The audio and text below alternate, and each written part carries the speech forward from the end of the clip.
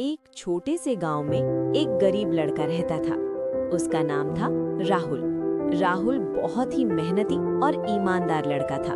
उसके माता पिता बहुत गरीब थे। उसके पिता खेतों में मजदूरी करते थे और उसकी माँ घरों में काम करके परिवार चलाती थी। राहुल बचपन से ही समझदार था। वो हमेशा सच बोलता था और कभी झूठ नहीं बोलता था। गांव के लोग उसे बहुत पसंद करते थे क्योंकि वो कभी किसी का बुरा नहीं सोचता था। एक दिन राहुल की माँ बीमार पड़ गई। घर में दवाई के लिए पैसे नहीं थे। राहुल बहुत परेशान हो गया। उसने सोचा कि उसे कुछ काम करना चाहिए। अगले दिन वो शहर जाने का फैसला करता है ताकि वो कुछ पैसे कमा सके। राहुल सुबह जल्दी उठता है, अपनी माँ के पैर छूता है और आशीर्वाद लेता है। उसकी माँ कहती है, बेटा, हमेशा ईमानदारी से काम करना है।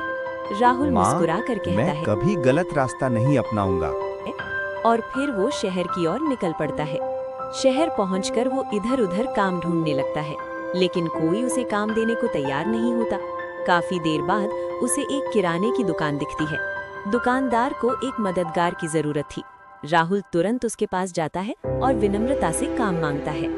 दुकानदार पूछता है, क्या तुम ईमानदार हो? राहुल बिना झिझक की जवाब देता है।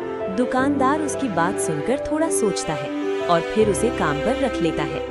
राहुल बहुत खुश हो जाता है। उसे लगता है कि उसकी मेहनत रंग लाई। राहुल ने विनम्रता से जवाब दिया। अमीर आदमी ने कहा। राहुल चुपचाप खड़ा रहा। वो अपनी तारीफ सुनकर घमंड नहीं कर रहा था।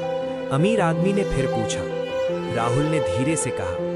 ये सुनकर आदमी का दिल पिघल गया। उसने तुरंत फैसला किया कि वो राहुल की मदद करेगा, लेकिन वो सीधे मदद नहीं करना चाहता था। वो राहुल की ईमानदारी को और परखना चाहता था।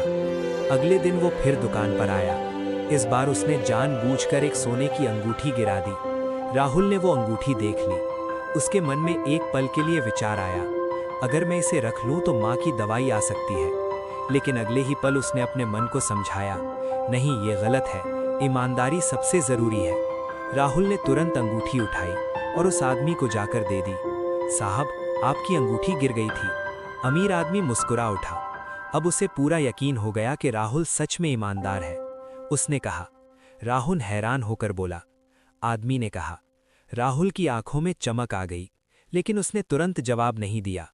वो अपने मालिक के पास गया और सारी बात उन्हें बताई। दुकानदार ने खुशी से कहा। राहुल ने उनके पैर छुए और धन्यवाद कहा।